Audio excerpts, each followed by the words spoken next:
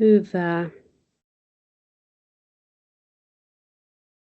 No niin, kello on 14.30. Aloitetaan webinaari. Sieltä ihmisiä tulee. Leija päästelee sieltä ihmiset sisään. Tervetuloa hei kaikille tähän meidän Value Summitin sydämellä johdettu webinaariin. Ja tänään on puhetta arvojohtajuudesta ja semmoinen tunteroisen verran minä ja Leija keskustellaan tästä arvojohtajagaalasta ja tästä matkasta ja siitä mistä kaikki on alkanut. Ja kysyn Lealta tiukkoja kysymyksiä ja mä Lealle sanoinkin, että vastaa joko sitten niin kuin poliitikko tai sitten ihan sieltä kaivelet syvältä. Mutta ihan mahtava, että olette kaikki päässyt paikalle. Tämän webinaarin pohjustuksena sanon, että se, mihinkä kaikki tähtää, niin on löytää se tämän vuoden arvojohtaja ja vaikuttava arvoteko. Ja nyt siellä kaikki olette kuulolla, niin linjat on auki 1.4.–30.8. saakka. Eli jokainen meistä on kokenut erilaista johtajuutta ja nähnyt erilaisia arvotekoja, niin nyt olisi sitten aika niistä sitten tehdä virallista ja ilmoittaa tuon kanavan kautta sitten oma suosikkinsa tai ehdokas sinne meidän arvojohtajagaalaan tai gaalaa varten. Eli valuesummit.fi, niin sitä kautta pääsette äänestämään ja vaikuttamaan sitten, ketä saadaan sitten sinne äänestykseen tänä vuonna. Viime vuonna meillä oli tiukka kisa. Mä itse olin silloin gaalassa paikan päällä katsomassa ihan sitä loppuhuipennusta, eli oli jo käyty monenlaiset keskustelut ja arvokeskustelut ynnä muut, mutta viime vuonna sitten meidän tämän arvoteko kisan voitti Hurstin säätiö ja sitten arvojohtajapalkinnon olisi voinut saada ihan kuka vaan, mutta se meni viime vuonna sitten Jaana Komsa-Härköselle. Ja siellä sitten gaalassa oli meillä, saatiin kuulla Jukka Jalosen puhetta siitä, kuinka hän on johtanut sitten aikanaan siellä meidän joukkueita menestykseen. Ja oli aivan upea gaala sitten viime vuonna näiden tiimoilta. Ja sieltä voisi sitten sen verran kertoa, että Lea on kirjoittanut sitten tämän viime vuoden arvojohtajamatkan tiimoilta sydämellä johdettu kirjan. Ja tämä on kyllä semmoinen kirja, kenen suosittelen ihan kaikille luettavaksi. Eli käykää sieltä Value Summitin sivuilta tai sieltä, sanopas Lea vähän huikkaat, mistä sen voi käydä tilaamassa. Se löytyy tosi monista paikoista. Löytyy ihan suomalaisesta kirjakaupasta, marketeista, Podimosta, löytyy Value Companyn sivuilta tosi monesta paikasta ja löytyy myös kirjastosta. No niin, mahtavaa. Eli sydämellä johdettu Lea Kanteluksen teos, käykää sieltä nappaamassa lukuun. Ja sen verran ehkä tuosta voin sanoa vielä, jos väliin saan Jaana, niin siinä on haastateltu semifinalisteja jokaista ja siellä on myös Jukka Jalosen luku. Eli siellä on näiden viime vuoden kampanjan semifinalistien arvojohtajien vinkit meille kaikille ja heidän niin kuin kasvutarinansa ja ajatuksensa myös siitä, että mitä heidän mielestä se hyvä johtajuus on. Aivan ihana. Ja tosiaan tänään esittelen minut ja Lean vielä tässä, mutta me käytetään tämä tunteroinen Lean kanssa. Mä voisin ehkä ensin esitellä itseni ja sitten sanon pari sanaa Leasta ja sitten Lea voi esitellä vielä tarkemmin itsensä. Eli tosiaankin mä oon Jaana Angle ja tämän vuoden yksi kampanjan tuomareista.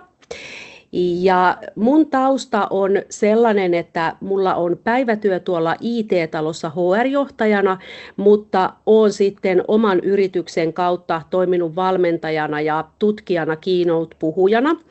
Ja tänä vuonna mun tehtävä on, tai se mun näkökulma siellä tuomaristossa, niin mä oon kiinnostunut erityisesti siitä, että miten se johtaja rakentaa luottamusta ja sitä psykologista turvallisuutta siellä yrityksessä ja tiimissä.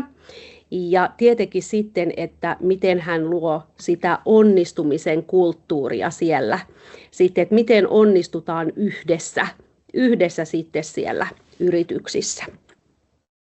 Ja tänään mulla on tosiaankin täällä haastateltavana, tai Lea käytti sanaa roustattavana, tämän koko kampanjan promoottori ja luoja Lea Kantelus. Ja Lea on kyllä monissa liemissä keitetty valmentaja, ja hän voi tuossa tarkemmin itse vielä esitellä itsensä, mutta hän on tämän koko kampanjan promoottori. Hän on keksinyt tämän idean ja vienyt sen eteenpäin ja kerännyt ihmiset siihen mukaan ja saanut tämän viraaliksi tämän koko homman, niin arvostan kyllä todella Lean työtä, ja tänään me halutaan kaikki kuulla vähän lisää siitä Lean työstä ja mitkä on ne taustat siellä ja miten tämä kaikki lähti liikkeelle. Mutta Lea, kerrotko itsestäsi ja esitteletkö itsesi muillekin? Moi, kiitos Jaana, ja tämä on aina se vaikein hetki, kun on niin paljon mitä nostaisi, ja se minkä nostaa ensimmäiseksi, niin se on mikä niin helposti määrittelee. Nykyään mä tapaan esitellä itseni useimmiten niin, että mä oon kauppatieteilijä, jolla on humanistin sydän, ekonomi, jolla on humanistin sydän. Mä haluan korostaa sitä, että kun me ollaan työelämässä, niin siellä se inhimillisyys tulee olla aina läsnä. Se on ehkä se yleisin tapa. Mutta mä oon äiti, mä oon puoliso, mä oon sisko 5, mä oon tytär, mä oon yrittäjä, mä oon vapaaehtoistyöntekijä. Ja mä oon unelmoija, mä oon kirjoittaja, mä oon runoilija, mä oon kaikenlaista, koska mä haluan elää mun elämää nykyään niin. Me varmaan päästään, mä uskon, että sä tulet kysymään mun arvoistakin varmaan, mutta en mä aina elänyt oman näköistä elämääni. Nykyään mä elän, ja se tarkoittaa myös sitä, että siihen kuuluu perhe, työelämä ja mun oma henkilökohtainen elämä, niin että mä voin joka päivä illalla nukkumaan mennessä todeta niin, että mä elän oman näköistä elämää ja mä toteutan niitä asioita, jotka on mulle merkityksellisiä. Aina mun elämässä näin ei ole ollut. Ne on niitä arvovalintoja. Kauppatieteen maisteri niin kuin varsinaiselta koulutukselta, mutta sitten mä oon työyhteisösovittelija, työnohjaaja, ammatilliset pedagogiset opinnot, näyttötutkintomestari, positiivisen psykologian asiantuntija, ja nykyään sitten uusimpana vielä teen hallitustyötä ja olen käynyt HHJ-kurssin ja HHJ-PJ-kurssin, eli hallituspuheenjohtajakurssin. Ja moni ajattelee, että miten eihän nämä sovi yhtään yhteen, mutta kun siitä päästään mun mielestä tähän ytimeen, että mun maailmassa ne, joista jotkut puhuu pehmeinä arvoina ja kovina arvoina, mulle ne ei ole kumpaakaan. Siis ne kuuluu samaan pakettiin. Ja työ kuuluu meidän elämään, mutta meidän pitää elää ennemmin kuin suorittaa.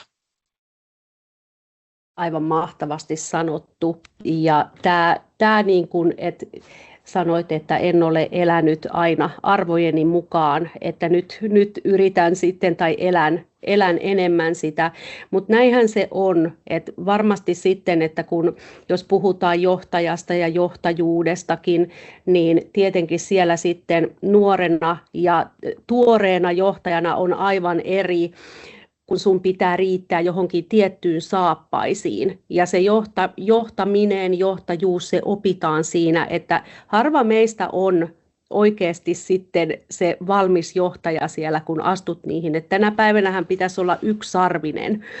Että siinä mielessä, että on myös sitten oltava armollinen itselleen. Hyvä. Aivan mahtavat esittelyt, kiitos Lea. Ja nyt mä ajattelin, että lähdettäisikö vähän sitten menemään syvemmälle tonne No puhutaan nyt siitä roustaamisesta sitten. Mä roustaan sua sitten vähän tästä. Mua jännittää. Kun Joo, tätä onneksi valmistelin. Jaanan lempeissä käsissä on turvallinen olla. Kyllä. No kun mulla itsellä kiinnosti ihan hirveästi tavallaan tämä koko niin kun, tämä kampanjan ydin, eli mikä sai sut perustamaan tämän ja mistä tuli tämä idea sulle mieleen tästä kampanjasta?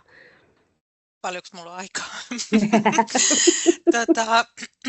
Tämä on syntynyt tosi niin kuin hiljalleen mielessä silleen, niin kuin kärjistetysti vähän, niin kuin, että jotain tarvitsisi tehdä ajatuksella. Ja sitten vasta aika loppumetreillä niin se alkoi kirkastua, niin että tämähän voisi olla tämmöinen kampanja, jossa ihmiset voi tehdä ilmiantoja. Mutta jos mä lähden ihan sieltä, että mistä se on niin lähtenyt, niin mulla on ollut ilo ja olen onnellinen siitä olla suurin osa mun työelämän niin työtehtäviä niin hyvien johtajien johtaja, niin johdettavana. Eli mulla on mä oon aloittanut tosi nuorena työt ja 13-vuotiaana ja mulla on suurin osa mun esihenkilöistä ja johtajista ja niistä yrittäjistä, joiden yrityksessä mä työskentelin, niin oli hyviä johtajia. Ja mulle on ehkä syntynyt semmoinen, sanoisin toisaalta terve käsitys siitä, mitä johtamisen pitäisi olla, mutta toisaalta vääristynyt mielikuva siitä, että mitä se johtaminen kaikkinensa on. Ja ehkä 1 tai 2 esihenkilöä on ollut johtajaa sellaista, että minussa heräsi se arvojännite ja se, että hei, että eihän tämä nyt näin pitäisi mennä ja miksi tämä johtaja toimii näin. Ja silloin mä oon aika nopeasti itse kyllä sitten tehnyt omat ratkaisuni. Ja sieltä on lähtenyt kypsymään, että sitten kun alkoi nähdä lehtijuttuja ja työnohjaajana ja työyhteisösovittelijana silmät avautui sille työpahoinvoinnille ja sille epäterveelle työorganisaatiokulttuurille, niin mulle tuli ensin vähän semmoinen olo, että voiko tämä olla edes totta, että sallitaanko tällaista tapahtuvan. Ja sitten mä oon ollut vuosia sellaisessa jännässä reflektion tilassa, että kumpi meillä Suomessa on enemmän vallalla. Se huonojohtajuus ja se pelolla johtaminen ja se määrääminen ja käskyttäminen, joka on vanhanaikaista ja väärin, mutta joka saa mediassa sen suuren huomion, vai tämä hyvä johtajuus. Ja jossain vaiheessa mä jopa mietin, että lähdenkö mä tekemään tästä ihan vaikka väikkäriä ja tutkimusta, että mikä on suomalaisen johtajuuden tila. En lähtenyt. Ja sitten sieltä pikkuhiljaa syntyi tämä ajatus, että entäs sitten jos kysytään ihan ihmisiltä, tunnistatteko te hyviä johtajia ja mitä ne tekee hyvin? Ja siitä oikeastaan tämä ajatus lähti. Ja sitten se on jalostunut teidän muiden ihanien ihmisten ajatusten myötä, että minkälainen se voisi olla. Ja toki tämä kampanja varmaan kehittyy vuosi vuodelta erilaiseksi. Ihan varmasti. Ja se, että sanoit, että sä oot itse saanut olla hyvien johtajien johdettavana suurimman osan työelämästä. Ja se, että kumpi oikeastaan sitten on enemmän normi, että se hyvä johtajuus Suomessa vai sitten se, mistä me saadaan lukea sieltä lehdistä, niin kyllähän se niin taitaa olla, että se aina semmoinen draama ehkä myy siellä sitten mediassakin, että onhan meillä hirveästi hyvää johtamistakin ja semmoista hyviä työyhteisöjä, jotka ei sitten ehkä median silmissäkään myy niin paljon. Mutta onhan siellä sitten tokikin, että me ollaan ihmisiä, me ollaan erehtyväisiä, oppivaisia, että toki sitten aina on parannettavaa. Kyllä. Ja vielä ehkä tuohon tarkennuksena sun kysymykseen, että kyllä se lähti mun mielestä siitä tarpeesta tuoda tämän, ihmiset on aika uupuneita, työelämä on tosi vaativaa ja monet oikeasti itsensä ja perheensä kustannuksella koettaa selvitä töistä.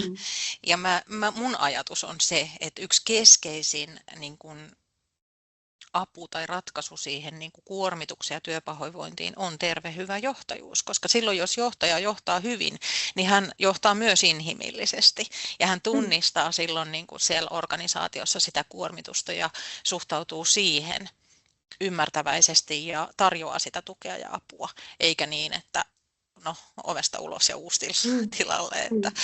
Että tarvelähtöisesti ja mä kyllä jaksan puhua sen puolesta, että jokaisella on oikeus tulla johdetuksi hyvin ja kenenkään ei tarvitse sietää huonoa johtamista. Kyllä, kyllä. No sitten minua kiinnostaa, sanoit, että varmasti vuosi vuodelta tämä niin kuin muokkautuu ja jalostuu sitten, että ihan ihmistenkin mukaan, ketä on tuomareina ynnä muuta, mutta sähän olet saanut, tämä on ollut yhden kerran, eli viime vuonna oli ensimmäinen gaala Helsingissä ja sitä edelsi sitten arvojohtaja ja arvoteon valinta ja oli pitkä prosessi. Niin miten sä keräsit sen verkoston ympärille? Ja mikä sitten sai ne ihmiset lähteä siihen, että minkälainen tie se sitten oli? Aiku kiinnostava kysymys. No melkein voisi sitten sulta kysyä kohta sen, että mikä saisi lähteä mukaan, koska mä en osaa vastata tuomareiden puolesta siihen, että mikä sai lähteä mukaan, mutta toki viime vuoden tuomareilta kaikilta sitä sitten webinaareissa on kysytty, että ehkä jos vähän muistelen, niin voin palauttaa mieleen, mutta lähdetään tuosta sun kysymyksen alkuosasta, miten kokosin verkostoni, niin mä sanoisin, että se kyllä syntyi ja tämä voi kuulostaa niin kuin hassulta sanoa näin, mutta että kun mä oon aina ollut semmoinen, siis mä muistan ihan pikkutytöstä asti, niin muhun on vedonnut, ja varmaan teihin kaikkiin kuulijoihin, tallennettakin kuulijoita kuunteleville, niin meihin ihmisiin vetoaa aika voimakkaasti kaikki aidot, autenttiset ihmiset, semmoiset suoraselkäiset ihmiset, jotka on niin kuin sinut itsensä kanssa, ja sitten niin kuin ne osaa jotenkin sanottaa sen, että miksi ne toimii niin kuin ne toimii ja mitä ne asioita ne haluaa edistää. Ja mä oon ollut verkostoituja niin kauan kuin mä muistan. Mä oon ollut verkostoituja ennen kuin mä tiesin koko sanaa verkostoituminen. Mä vaan tutustun ihmisiin. Mä oon kiinnostunut ihmisistä. Ja se on niin kuin tuonut mulle jotenkin sen, että esimerkiksi eihän me olla, Jaana, tunnettu kuin nähty muutaman kerran, mutta mä aistin ihmisestä, sinustakin ja muista tuomareista. Mä vaan tiedän sen, ketkä on totta ja ketkä niin kuin jakaa jotenkin semmoisen lämpimän ihmiskäsityksen, joissa on sydämellisyyttä. Ja jotka toimii niin kuin aidosti ja autenttisesti. Ja se ei tarkoita, että kukaan meistä olisi valmis tai virheetön, mutta se vetoaa muhun.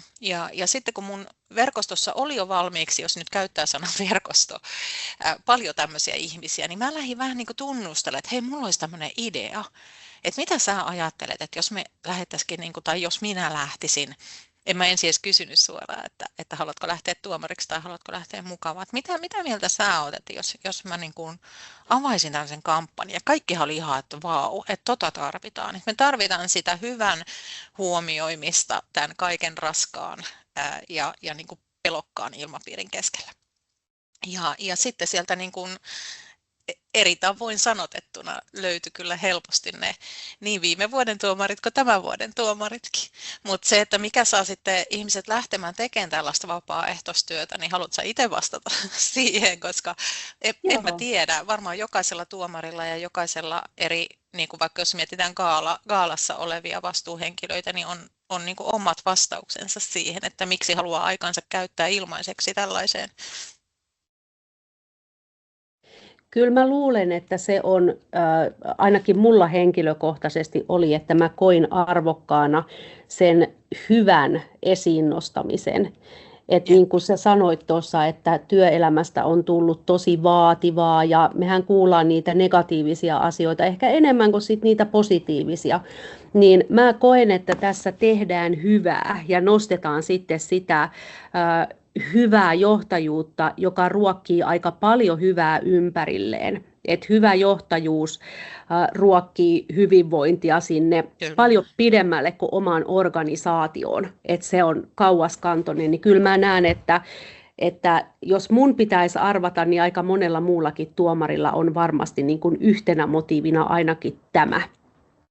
Sitten vielä ehkä vastauksena siihen, että miten lähdin sitten sitä verkostoa kokoamaan, niin meillähän on niin kuin tänä vuonna eri lähtökohdista esimerkiksi sinä voit kertoa siitä halutessasi, mutta että niin kuin varmasti joka vuosi niin kuin myös siihen tuomarointiin ja siihen prosessiin tulee niin kuin uuden tyyppisiä kysymyksiä niille ilmiannetuille, mutta kyllä mä oon lähtenyt niin kuin sitä tuomaristoa kasamaan siitä näkökulmasta, että jokaisella tuomarilla niiden meidän kaikkien yhteisten kriteereiden lisäksi, jotka löytyy kampanjasivultakin, niin olisi sitten se joku oma tulokulma siihen tuomarointiin, että se tuomaristo jotenkin niin kuin rikastaa myös sitä tuomarointia, niin sillä lailla mä oon sitä lähtenyt rakentamaan, sitä verkostoa. Joo, tosi mielenkiintoista.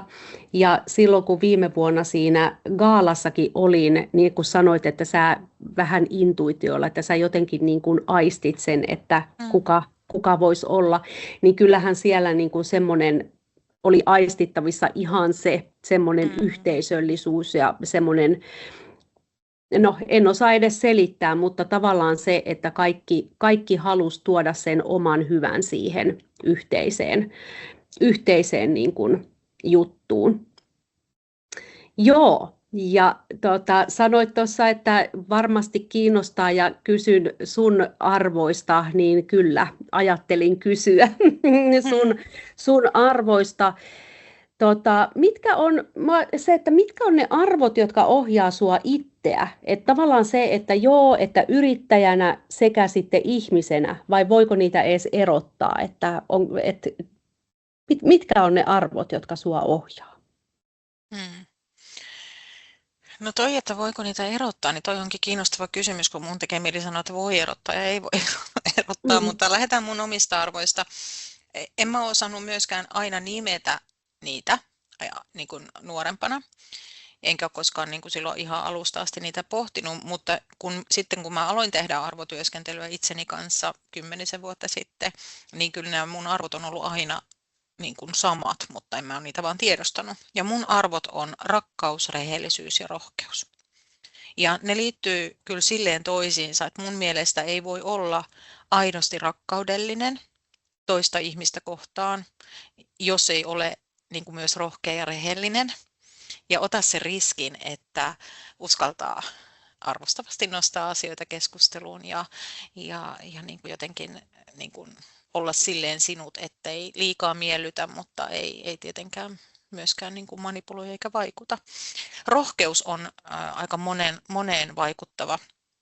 Se vaikuttaa tietenkin ihan kaikkeen tähän, että mihin mä niin kuin uskallan aikani käyttää ja varallisuuttani käyttää ja tehdä vapaaehtoistyötä, mutta rohkeus on myös sitä autenttisuutta. Se on oikeasti, se vaatii rohkeutta, että sä tilanteessa kuin tilanteessa et hylkää omia arvojasi ja itseäsi ja uskallat niin kuin vaihtaa mielipidettä, uskallat pitää mielipiteestäsi kiinni, olla silleen niin kuin rohkeasti sinä ja samalla se rakkaus siihen, että ei vaan minä, vaan me yhdessä, eli mä huomioin sitten niin kuin muut ihmiset ympärillä ja heidän erilaisuutensa ja samanlaisuutensa. Ja sitten jotenkin se rehellisyys liittyy myös siihen sekä autenttisuuteen, mutta sitten siihen rohkeuteen. Että mun mielestä, niin kuin, ja tämä on vaan puhtaasti mun kokemus, ja siihenhän voi vaikuttaa, että kun on mun arvoja, niin sitten mä koen ihmiset, jotka edustaa samoja arvoja, niin jotenkin niin kuin huipputyyppeinä.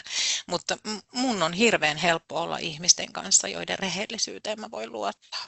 Ja rehellisyydellä mä tarkoitan myös just sitä, että ei tarvi miettiä, jättikö se jotain sanomatta, tarkoittiko se muuta kuin se sanoo, kääntääkö se takkinsa, kun se tästä lähtee pois. Eli semmoinen autenttisuus, rehellisyys, rakkaus, niin sehän luo sen luottamuksen. Ja mun mielestä se on sekä työelämän että koko muun elämän kivijalka ja perusta.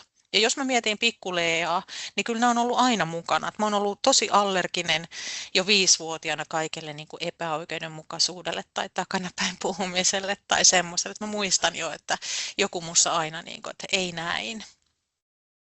No sitten toi sun toinen kysymys, että voiko niitä erottaa, niin mun mielestä sillä tavalla ei voi erottaa, että jos omia arvojaan vastaan joutuisi edes pienesti toimia, niin silloin se ei ole ok. Mutta sitten jos ne ei ole ristiriidassa omien arvojen kanssa, niin työelämässä ja organisaatiossa voi olla jotain muita arvoja, jotka niin kuin sujahtaa sinne joukkoon, vaikka ne ei olisi henkilökohtaisia, mutta siinä ei ole sitä jännitettä.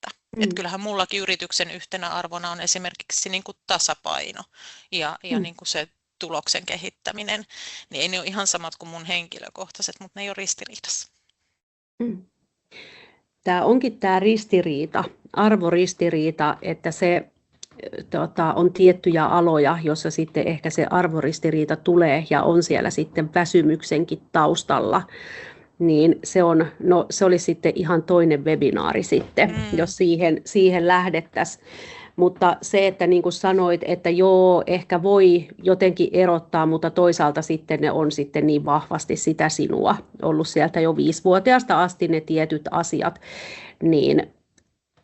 niin se, että sitten, että kuinka paljon niitä sitten oikeasti pystyy, niin ehkä ei nyt ihan hirveästi. Olisiko sulla sitten joku semmoinen konkreettinen tilanne vuosien varrelta? Se voi nyt olla sitten vaikka sieltä lapsuudesta tai sitten työelämästä, mistä ikinä, että sua on vähän testattu niiden arvojen osalta, eli on voinut olla vähän semmoista ristiriitaa, niin tuleeko joku ihan konkreettinen tilanne sieltä mieleen? No kyllähän sellaisia tilanteita, missä on joutunut niin kuin käymään itsensä kanssa sen keskustelun, että onko mä nyt uskollinen omille arvoilleni vai teenkö mä muiden mieliksi tai niin kuin kuuluu muiden mielestä tehdä. Niitä on ihan valtavasti. Isoja ja pieniä, niitä on jatkuvasti, niitä tulee edelleen.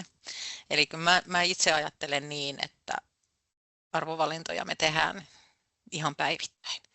En tiedä, onko mä sitten herkistynyt huomaamaan niitä tilanteita, kun näiden asioiden kanssa paljon pyörin, mutta mun mielestä niin kuin työssä, asiakassuhteessa, parisuhteessa me tehdään koko ajan niitä arvovalintoja. Mutta joo, on isoja ja pieniä asioita. Mä oon vaihtanut työpaikkaa arvojännitteiden vuoksi ja ne arvojännitteet liittyi silloin, niin kuin tuossa taisin sanoa, että mulla on ilo ollut useimmiten olla hyvien johtajien johdettavana, mutta on vaihtanut työpaikkaa sen vuoksi, ja se ei kohdistunut edes minuun. Minusta pidettiin ja mun haluttiin etenevän ja muuta, mutta kun mä näin jotenkin, miten siellä kohdeltiin muita, ja sitten mä kuulin myös, niin kun, miten johtaja puhui, niin kun henkilöt ei ollut kuuntelemassa, niin siinä tuli mulle niin vahva ristiriita siinä niin kun arvostuksen ja eettisyyden vuoksi, että olen vaihtanut työpaikkaa ihan tämmöisestä syystä. Ja se ehkä niin kun suurimpana, mutta kyllä niin kuin just mainitsin tuon rohkeuden ja rehellisyyden, niin päivittäin mä joudun miettimään, että onko mä nyt niin kuin vähän epärehellinen ja jätän sanomatta, vai onko mä rehellinen ja rohkea ja sanon, että näin mä tämän asian koen ja näin. Pitkässä parisuhteessa yli 30 vuotta takana on testattu omaa arvopohjaa monta kertaa, lähdenkö, jäänkö ja niin edelleen. Ja monta muuta asiaa. Mutta kyllä mä oon joutunut sitten myös, nyt mä en ehkä halua sitä hirveän tarkasti avata ihan anonymiteetinkin vuoksi, mutta ehkä yksi sellainen konkreettinen asia, jossa mä niin kuin mietin, en nukkunut vain yhden yön yli, vaan useamman yön yli ja mietin, miten toimin, niin oli sellainen tilanne, missä organisaatiossa oli henkilö, joka toimi erittäin epäeettisesti ja haavoittavasti, ja se oli jo niin kuin jatkunut sen verran pitkään, että siellä sitten niitä käytäväkeskustelujakin oli jo aika paljon niin kuin tämän henkilön selän takana, mikä mun mielestä ei ole koskaan se oikea tapa yrittää ratkoa asioita. Ja sitten kun tuli sellainen tilanne, että yhdessä sovittiin, että tämä asia niin kuin nostetaan avoimesti keskusteluun. Ja sitten se johtikin siihen, että mä jouduin niin kuin tietoisesti tekemään sen valinnan, että etenenkö mä niin kuin nyt tiimissä ja porukassa sovittiin sillä riskillä, että mä otan sen osuman, jos muu porukka vetäytyykin, eikä uskallakaan olla sitten kasvokkain avoin. Ja muistanko pari yötä mietin ja valitsin kyllä sitten sen riskin, että otan osumaa, jos näin käy. Ja mun intuitio oli valitettavasti siinä kohtaa myös oikeassa. Eli oltiin sovittu, että kaikki kertoo, oli hyvin erilaisia kokemuksia jokaisella, mutta kaikki liittyi jotenkin siihen, että se yhteistyö ei ole sujuvaa. Ja sitten kukaan muu ei sanonutkaan mitään. Ja mä olin ainut, joka sitten niin kuin kerroin omat kokemukseni, ja sehän tietenkin niin kuin kääntyi sitten, niin kuin kaikki voi arvata niin, että niin kuin minulla olisi sitten ainoastaan, mutta käytäväkeskustelut jatku ja niin kuin takanapäin puhuminen henkilöstä jatku. Et se oli mulle myös jopa semmoinen vähän epäonnistuminen, vaikka ei se ollut mun vastuulla, mä en ollut esihenkilö siinä tiimissä, että sitä asiaa ei saatu ratkaistua hyvin. Joo. Et kyllähän nämä on sellaisia arvovalintoja, että en tiedä tekisinkö nyt samalla tavalla sitten uudestaan, vaan antaisinko asian olla, mutta no oli sekavasti selitetty, ehkä sait kiinni. Ihan hyvin pääsin kärryille ja tässä tuli jo itselle mieleen monta semmoista tapausta, joita on kuullut ja valmennettavien kanssa jutellut. Niitä on itse asiassa tiedät itsekin työyhteisöissä monenlaisissa toimit, niin se on itse asiassa aika yleinen tapa, että sitten, tai tapahtuma, että kun yksi rohkea sitten osaakin nostaa sen esiin ja uskaltaa, niin sitten muu porukka jänistääkin ja ei uskalletakaan. Ja se sama meno jatkuu, koska sitten pelätään jotain eikä uskalleta sitten tukea sitä Leaa, joka oli rohkea ja otti sen asian esiin. Niin hyvin tuttu tarina. Ja kun toi oli kaiken lisäksi vielä, toi niin kuin tilanteen lähtö oli se, että mä en ollut se, joka siinä aktivoitu, vaan niin kuin mulle tultiin sanomaan, että mitä tälle voisi tehdä, että ei voi jatkuu näin. Ja sitten tietenkin niin kuin omien arvojeni mukaisesti mun mielestä se avoin niin kuin tukeva keskustelu, että no mitä ratkaisukeskeisesti lähdettäisiin yhdessä miettimään, niin on se. Mutta siinä jouduin testaamaan, kun kysyit, että onko joutunut konkreettisesti testaamaan, toiminko arvojen mukaan vai ei, niin siinä ihan valitsin sitten, että no minä valitsen toimia rohkeasti ja rehellisesti, tuli mitä tuli. Joo, mutta mitä sinua on oppinut tuntemaan, niin silti valitsisit, vaikka sanoit, että en tiedä valitsisinko sen tien, niin mä luulen, että se saattaisi silti olla se. Voisi se olla, voisi se olla. Niin. Tuossa sanoikin sulle, että mua kiinnostaa tavallaan se niin kuin aitous, että kun tästä juteltiin tästä webinaarista, niin se, että mistä tunnistaa sen aidon arvojohtajan, eikä vaan sillä lailla, että joku on hyvä puhumaan ja tavallaan siellä niin kuin yrityksen sloganeissa ja papereissa on se arvojohtajuus, mutta mistä se sitten tunnistaa sen oikean arvojohtajan tai hyvän arvojohtajan? Siinäpä iso kysymys ja sitähän nyt sitten itsekin pääset tuomarina miettimään, koska niin kuin, kyllä oikeasti fakta on se, että hyvästä johtamisesta ja arvojohtamisesta osaa puhua nekin ihan uskottavasti, joiden johdettavat sanoo, että he pelkää tai täällä on hirveän niin kuin epätervettä johtamista, että puhua siitä kaikki osaa. Ja siinä tullaankin siihen, että mistä sitten tunnistaa, että kuka on niin kuin, kuka elää sen mukaan, mistä puhuu.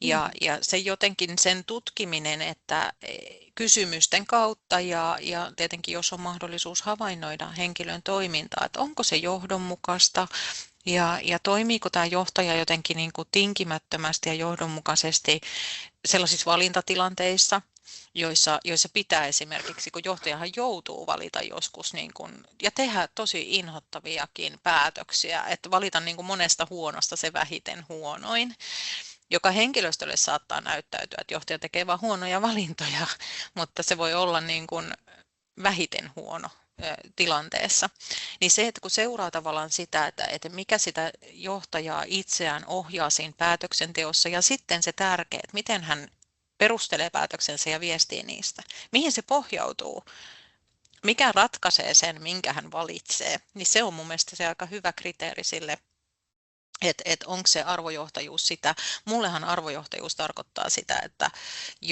johtaja tuottaa arvoa kaikkiin suuntiin sillä johtamisellaan. Eli lisäarvoa saa niin johdettavat kuin asiakkaat, kuin omistajat ja sidosryhmäedustajat. Et silloin, jos johtaja pystyy, niin kun, täydellisiä johtajia ei ole, ja kukaan johtaja ei voi onnistua aina, mutta se jotenkin semmoinen vastuullisuus siitä, ja että ainakaan sitä johtamista ja päätöksentekoa ei ohjaisi se, että koska minä olen nyt tässä asemassa, niin minun mielipiteeni ja minun näkemykseni ja minä voin määrätä ja tehdä, ettei ainakaan niin.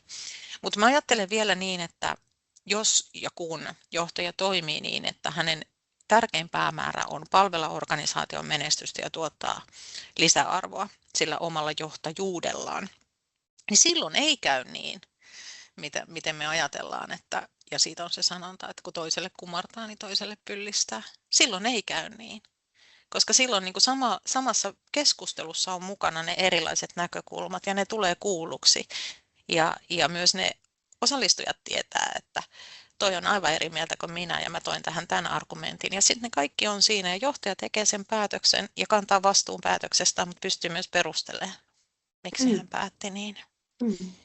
Eli jotenkin se halu antaa ihmisten osallistua, halu kuunnella aidosti erilaisia omastakin näkemyksestä poikkeavia näkökulmia sen sijaan, että minä tiedän, minä päätän. Joo. Ja toi nimenomaan sanoit, että ei ole täydellistä johtajaa ja ei todellakaan. Me ollaan kaikki ihmisiä, erehtyväisiä ja opetellaan.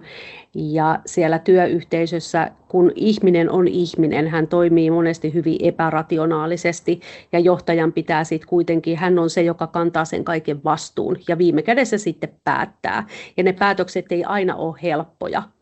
Niin tässä sä jo osittain vähän vastasitkin tuohon, mitä mä ajattelin seuraavaksi kysyä, että tavallaan, että mistä sen huomaa, sen eron, että mistä se henkilöstö huomaa, jos se puhe ja teot alkaa erkaantua toisistaan, niin sehän on nimenomaan sitten, niin kuin tuossa vähän jo sitä sivusitkin, mutta se, että ne teot ja puheet on sitten eriä, mutta mikä on se sun mielestä se eka merkki siellä?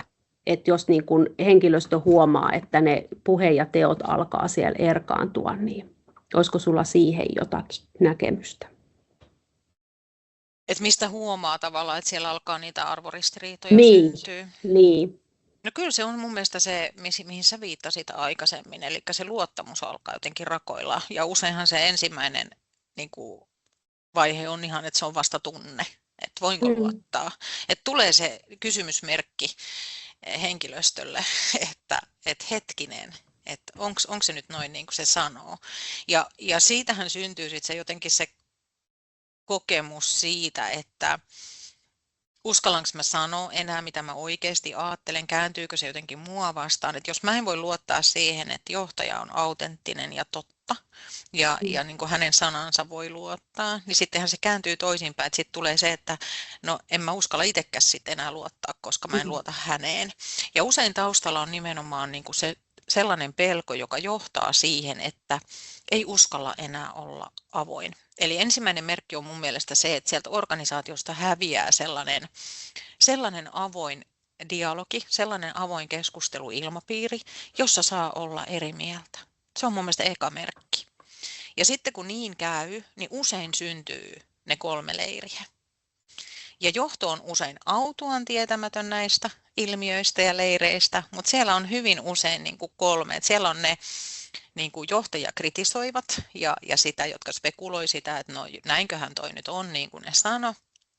Sitten on niitä puolustavat, jotka sanoo, että no totta kai, miksi te tuommoista mietitte, että sehän sanoi niin. Ja sitten niin tulee, että esihenkilöjohtaja puolustavat, heitä kritisoivat. Ja sitten on se 3. leiri, joka sanoo, että en mä halua edes kuulla tämmöistä, että en mä halua ottaa kantaa teitä, että mä haluan vaan tehdä työni, että antakaa mun olla, että miksi tämmöistä keskustelua käydään.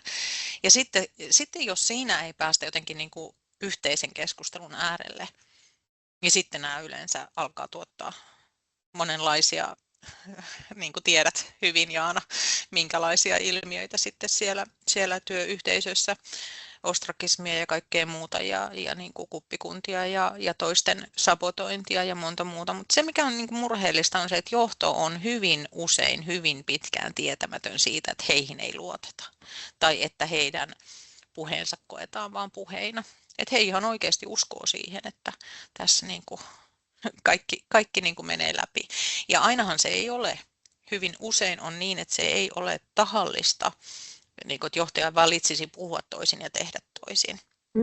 Mutta jos siellä ei ole sellaista ilmapiiriä ja kulttuuria, jossa saa niin kuin myös rakentavasti kyseenalaistaa johtamispäätöksiä ilman, että se kääntyy niin kuin, että no, noi on ne meidän kriitikot ja noi on ne meidän vastarannan kiiskit, niin sitten siellä alkaa tulla tämä, että mitä uskaltaa sanoa ja mihin voi luottaa. Et mun mielestä se syntymekanismi, niin se voi olla työntekijälähtöinen tai se voi olla johtajalähtöinen. Et voi olla, että johtaja oikeasti toimii kaksinaamaisesti, silloin tämä on mun mielestä väistämätöntä tämä kokemus, että tulee arvojännitteitä. Mutta joskus se voi olla myös työntekijälähtöinen ja sillä mä tarkoitan sitä, että ne omat henkilökohtaiset odotukset johtamista ja johtajan, niin kun, mitä se johtaja minulle mahdollistaa, menee ohi jotenkin sen työyhteisön tarpeiden tai sen yrityksen menestysten.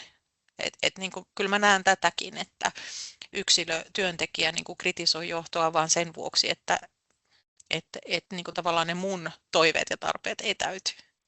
Joo. Ja sehän on ihan mahdoton tehtävä, että johtaja pystyisi, mitä isompi organisaatio, mitä useampi 100 tai 1000 työntekijää, että kaikille voisi aina olla mieliksi, niin se on mahdotonta.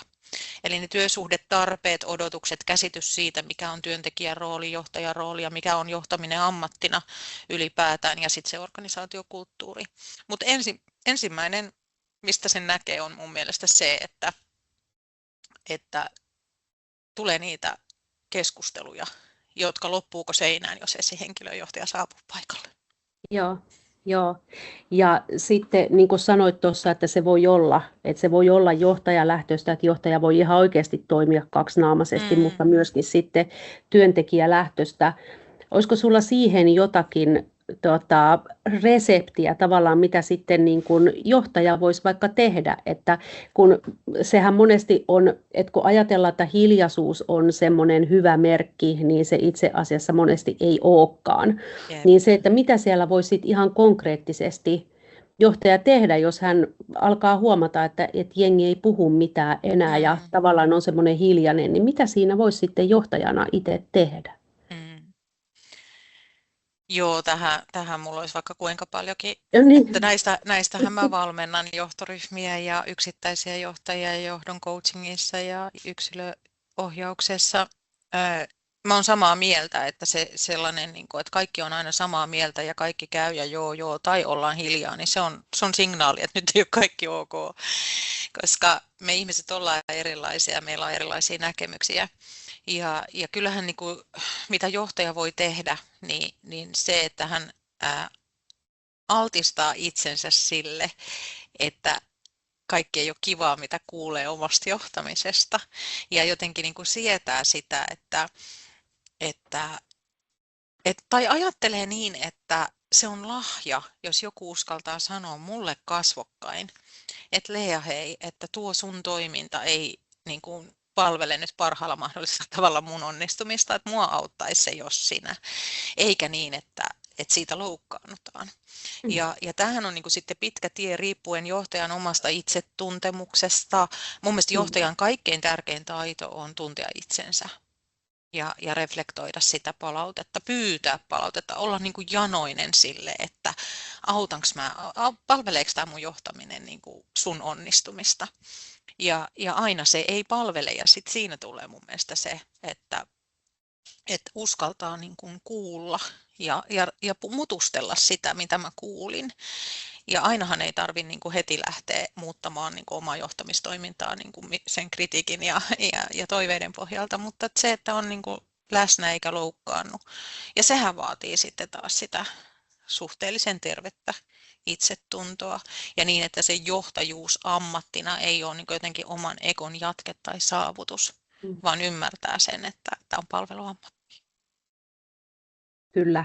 Mutta keinojahan siihen on paljon ja menetelmiä ja coaching ja työnohjaus ja johtoryhmien valmennukset. Myös niin kuin ryhmävalmennukset on johtoryhmille siinä mielessä äärimmäisen hyödyllisiä verrattuna niin kuin yksilöcoachingiin, mikä sillekin on paikkansa, mitä kanssa teen, mutta se, että kun johtoryhmissäkin on näitä ristiriitoja ja johtoryhmätkään ei ole yksimielisiä, eikä sielläkään kaikki uskalla olla eri mieltä kuin joku toinen johtaja.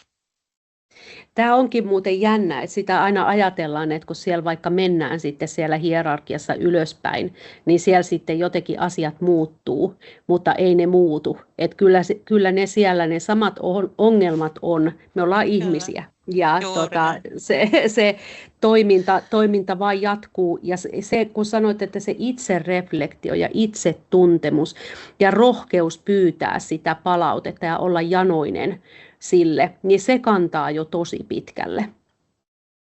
Kyllä. No sitten mä katsoin tuossa, että meillä kello rientää ja mulla kiinnostaa se, että miltä se arvojohtajuus näyttää ihan semmoisena tavallisena tiistaina siellä yrityksessä. Tähänkin voisi vastata monella tapaa, mutta jos mä mietin nyt niin kuin työntekijän näkökulmasta ensin, että mistä työntekijä voi niin kuin sanoa, että meillä toimii arvojohtajuus ja meidän johtaja on arvojohtaja, niin kyllä se näkyy siinä, että siellä tiistaipäivän aikana niin pääsääntöisesti koko päivän on hyvä fiilis tehdä töitä. On turvallinen olo, on tekemisen meininkiä. Voi luottaa siihen, että mä saan tarvittavan tiedon oikea-aikaisesti, jota mä tarvin mun työssäni. Mä tiedän, että mua arvostetaan, mun työpanosta arvostetaan, mutta mua arvostetaan myös ihan Leena ihmisenä. Ja sitten, että mä näen jotenkin siellä työyhteisödynamiikassa sellaista johtamista, missä erilaisuutta arvostetaan ja sitä hyödynnetään. Että mä huomaan niin kuin myös mun ympärillä sitä, että johtaja on kiinnostunut työyhteisön erilaisista osaamisista, näkökulmista ja siitä ihmisten niin kuin vaikutuksesta ja kasvusta. Sitten taas ihan tämmöisenä niin kuin käytännön asiana, niin kun mä sitten jossain siellä tiistaina lounalle mennessäni tai sieltä tullessani törmään käytävällä johtajaan, niin että ne kohtaamiset on semmoisia inhimillisiä. Ja oikeasti ihmiset kohdataan. Ja se ei tarkoita mitään pitkiä keskusteluja. Se voi olla se ohikävely ja moi, mutta sulla on se, niin kuin se hymy ja katsekontakti ja se on aitoa. Että semmoisesta kohtaamisesta mun mielestä myös niin kuin se, että täällä ollaan niin kuin vaikka roolit on erilaiset ja johtaja on niin kuin, vastuullisessa roolissa ja vaikka siistiä siellä käytävällä, niin johtaja kohtaa ihmisenä ihmisen, eikä niin kuin johtajana siivoojan esimerkkinä. Sitten taas käytännön asioissa niin se näkyy siinä, että on helppo pyytää apua, kertoa kuormituksesta, on luottamus siihen, että vaikka mä kerron jostakin niin kuin, vaikka virheestä, niin mä saan apua ja tukea ja mua ei tuomita. Eli arvostuksena ehkä kaikki tämä, mitä höpötin, niin voi ehkä kiteyttää siihen, että kokemus tiistai-päivänä, kun lähden töistä, että kylläpäs minua arvostetaan tässä ja mun panosta. Ja tämä niin kuin kokemus siitä arvostetuksi ja merkitykselliseksi, niin kuin, että mä olen arvokas, merkityksellinen osa sitä työyhteisöä ja mun panoksella on oikeasti merkitystä, niin sehän se on, mitä me ihmiset, me ollaan laumaeläimiä, haluttiin tai ei, niin me kuitenkin halutaan sitä semmoista hyväksyntää ja olla osa sitä jotakin ihan aidosti ja pystyä vaikuttamaan sinne sitten sillä omalla työpanoksella. Ja johtajan näkökulmasta tietenkin sitten taas, jos vielä sen vastaan, että mistä sitten se tiistaina näkyy se, niin se, että sillä johtajalla on niin kuin sellainen asenne itsellään mennessään tiistaina töihin, että miten mä voin auttaa ja palvella, että meidän yritys ja organisaatio ja meidän työntekijät onnistuu ja menestyy. Onko sitten semmoinen vanhakantainen, puhuit vanhakantaisesta johtamisesta, määräily, neuvonanto ilman kysyä, onko se ihan dead? Mitä se tavallaan se uusi kautta vanha johtajuus, onko sille tilaa vielä sille vanhalle? Me tarvittaisiin tälle toinen tunti. Niin tarvittaisiin. Koska ei se ole ihan dead. Ja mun mielestä myös sitten niin kun, liikaakin johtajat pelkää käyttää direktio-oikeutta. Koska sitten helposti voi tulla just se, että se tulkitaan väärin. Ja jos ei ole, osa sanoo, että se on jo kirosana puhua edes alaistaidoista. Mutta jos ei se kulttuuri ole yhteisöllinen ja terve, niin sittenhän siinä voi käydä niin, että sitten kun oikeasti pitää puuttua ja pitää käyttää tilannejohtamisen mallia, puuttua alisuoriutumiseen tai jopa väärinkäytöksiin, niin se johtaja leimaantuukin niin kuin sit määräileväksi ja käskeväksi. Ei se todellakaan ole dead, mutta siinä palataan mun mielestä tuohon, mitä mä äsken sanoin, että tehdäänkö se perustellusti, johdonmukaisesti ja arvostavasti. Eli jos jonkun toimintaan puututaan, niin silloin pitäisi puuttua kaikkien toimintaan, jotka toimii samalla tavalla. Että se ei ole kiinni niin kuin nyt siitä sanapäästä kertoimesta tai siitä, että joku on joskus kritisoinut johtajaa jostain, johtajan korviin on kantautunut, niin sitten hänen toimintaansa vaikka puututaan, mutta muut saa tehdä samalla tavalla. Se pitää olla johdonmukaista ja läpinäkyvää. Ja mieluummin vielä niin, että se minkälainen toiminta ei ole toivottavaa ja sallittua, niin se on kerrottu jo perehdytysvaiheessa. Että kaikki tietää, että jos mä toimin noin, niin siitä tulee keskustelu. Ei se ole dead.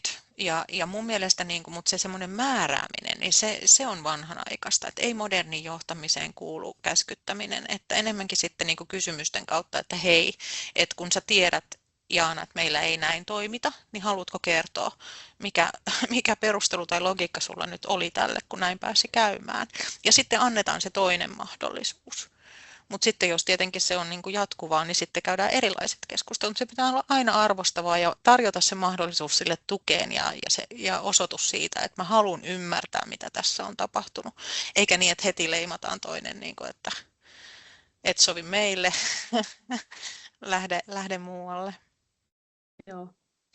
Joo, tämä nimenomaan, että on voinut ehkä sitten vähän kääntyäkin sitten, että kun puhutaan johtamisesta ja mediassa on erilaisia juttuja, niin se, että sitten voi olla, että sitten kääntyykin sen, että kun oikeasti annan sitä oikeaa kriittistä palautetta, niin se kääntyykin mua vastaan, että se, ja se direktio-oikeuden käyttäminen, että sitä arastellaan, että mulle tulee sitten tietty maine, niin se, että muistetaan kuitenkin se balanssi siitä kaikessa, että kuitenkin sitä johtajuutta tarvitaan, mutta niin kuin sanoit, niin se pitää olla arvostavaa ja ihmistä kunnioittavaa ja ihmisten tulee tietää, mitkä ne säännöt siellä yhteisössä on. Ja kyllä mun mielestä on myös murheellista, mä en tiedä paljonko meillä on aikaa, mutta se, että kun nyt ollaan paljon tutkittu tätä hyvää inhimillistä empaattista johtamista, niin sitten sen kolikon toinen puoli on se, että ne johtajat, jotka oikeasti on inhimillisiä, niin sitten siellä saatetaan jättää se johtajuuden ammattiin kuuluva direktio-oikeuden käyttö pois, ettei vaan menettäisi sitä mainetta kivana johtajana. Ja silloin se ei ole hyvää johtamista, silloin se ei ole arvojohtamista. Että kyllähän arvojohtajuus mitataan myös siinä, että se on tasapuolista ja oikeudenmukaista, se mitä ihmisiltä edellytetään. Ja tasapuolisuus ei ole tasapäistämistä. Että siellä tämä onkin se hankala yhtälö, että johtajan tulee ymmärtää sitä erilaisuutta ja ihmisten tilanteita, mutta silti johtaa johdonmukaisesti ja edellyttää samanlaista laatua ja osaamista, mutta sitten joustaa silloin, kun on tarve, ei niin, että alilaatu olisi ok, mutta tarvitaanko vaikka, että joku tekee vähemmän tunteja tai jotain, jotta saa vaikka oman siviilielämänsä asiat hoidettua. Ja se vaatii sitten taas mun mielestä sitä kiinnostusta ihmisyydestä ja ihmisten tilanteista. Että ei niin vaan, että töissä ollaan töissä, vaan että siellä on ihmisiä töissä eikä robotteja. Joo. Tästä me saataisiin mielenkiintoinen keskustelu, mutta ehkä ei nyt mennä. Meillä on tässä 7 minuuttia aikaa. Olisiko joku halunnut sieltä kysyä vielä jotakin linjoilta, aukaista vaikka mikrofonin tai sitten laittaa tuonne chattiin kysymystä tai kommenttia? Ei ollut tullut ainakaan yhtään kommenttia tänne tai kysymystä, että jos niin annetaan mahdollisuus semmoiseenkin, mutta ei ole tullut. Mutta ehkä vielä tässä ennen kuin lopetellaan ja mennään tuohon loppukaneettiin, niin jos kuuntelija saisi nyt tästä keskustelusta mukaan ottaa yhden asian ja ajatuksen, niin minkä sä toivoisit sen olevan? yhden vaan saa valita, niin silloin se on se, että jokaisella on oikeus tulla johdetuksi hyvin ja huonoa johtamista ei tarvitse sietää. Kiitos. Ja se mun mielestä niin kuin voi ottaa ensin omalle kohdalle ja kätkeä oman sydämensä, mutta sitten myös ehkä avata silmät niin kuin siellä työyhteisössä sille, että huolehtii tästä samasta, että se toteutuu myös mun kollegoiden kohdalla, että uskaltaa niin kuin puuttua myös siihen, että vaikka itsellä olisi kaikki hyvin. Niin kuin mä kerroin, että mä oon lähtenyt työpaikasta, jossa niin kuin mua arvostettiin, mutta mä näin kuinka niin kuin muita ei arvostettu ja kuinka se oli sellaista niin kuin vähän riippuen siitä, että tykkäänkö tyypistä, niin joko simputettiin tai annettiin kaikki toiveet läpi, niin mun mielestä se on niin epäeettistä. Että mun mielestä tässä tullaan siihenkin toi lause, että jokaisella on oikeus tulla johdetuksi hyvin. Niin ensin itselle, vähän niin kuin lentokoneessa, että happinaamari ensin itselle ja auta sitten muita. Niin myös sama, että me oltaisiin rohkeita työyhteisöissä niin kuin nostamaan esille myös sellaisia tilanteita, jotka ei suoranaisesti ehkä koske mua, mutta vaatisi muutosta, jotta muut siellä voisi myös voida hyvin. Kiitos Lea. Tämä oli aivan sydämellisesti sanottu ja jäi semmoinen hyvä fiilis tästä sun haastattelusta ja semmoinen rohkeus, niin kuin päällimmäisenä ajatuksena jäi se niin kuin rohkeus ja semmoinen niin kuin, toisen arvostaminen. Ja sä oot kyllä semmoinen tyyppi, joka, mitä sua on tuntenut, niin elät kyllä arvojesi mukaan. Mutta mennään vielä, ennen kuin lopetellaan, niin muutama sana sydämellä johdettu Value Summitista.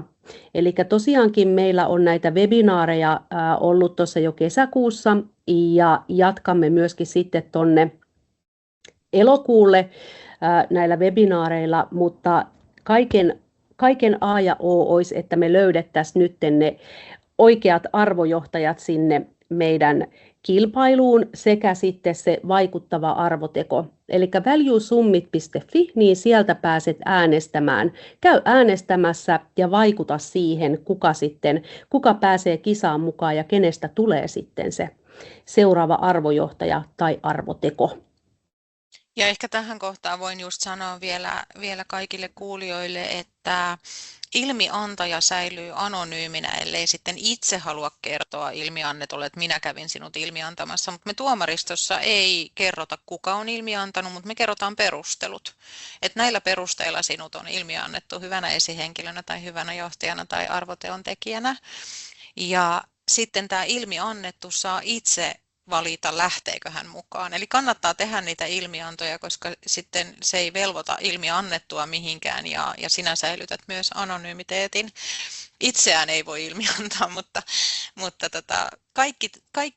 kaikki te, joilla on kokemusta siitä, että joku johtaa sydämellään ja haluaa kehittyä johtajana hyväksi ja paremmaksi ja palvelee sitä organisaatiota ja työyhteisöä, niin ansaitsee tulla ilmiannetuksi. Täydellistä johtajaa ei olekaan, sellaista tässä ei haeta, vaan tässä haetaan nimenomaan sydämellä johtavaa arvojohtajaa.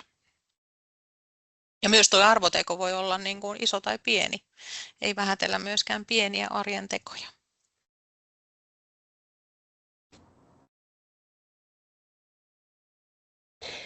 Ja tallenteet on kuunneltavissa ja tuolla QR-koodilla pääsee sitten katsomaan sinne ja ne löytyy sieltä meidän Value Summitin sivuilta. Ja siellä on tosiaan viime vuoden webinaarit ja nyt sitten tämän vuoden kampanjasta. Montako niitä, Lea, on ollut jo tähän mennessä? 3? En ole kuule laskenut. Joo. Niitä on 3 tai 4, jos nyt nopeasti, mutta sieltä löytyy sieltä sivustolta. Siis niitä on 10. Niitä tallenteita. Olisiko 20-30? En ole laskenut. Joo. Ja siellä on tullut upeata palautetta. Nämä on ollut hyvin keskustelunomaisia ja tänne saa heittää kysymyksiä. Ja tällä kertaa ei tullut nyt, mutta yleensä on sitten ollut, että siitä saadaan sit hyvää keskustelua ja ne on ollut hyvin lämminhenkisiä sekä informatiivisia, että mitä mä oon itsekin näissä käynyt, niin hyvin paljon sieltä on saanut itsekin sitten uutta ja ajatuksia. Ja seuraava Puhetta arvojohtajuudesta webinaari maanantaina 3.8. tähän samaan aikaan 14.30–15.30 ja yksi meidän tuomareista Jaakko Helander Hämeen ammattikorkeakoulusta on siellä sitten Lean roustattavana, haastateltavana ja kertoo sitä omaa tulokulmaansa sitten siihen tuomarina. Hyvä. Kello alkaa lähentyä 15.30. Kiitän todella paljon Lea sua. Mahtavasti selviydyt roustaamisesta. Kiitos vastauksista ja kiitos kaikille kuuntelijoille osallistumisesta. Kiitos Jaana, oli tosi syvällisiä, ihania kysymyksiä ja turvallinen sun hostauksessa on olla. Kiitos tästä tunnista. Kiitoksia. Ihanaa kesää kaikille kuulijoille ja lähdetään tekemään jotain sellaista, mikä tuottaa hyvää itselle ja muille. Huolehditaan myös siitä, että voidaan kukoistaa. Kiitos kaikille. Moikka!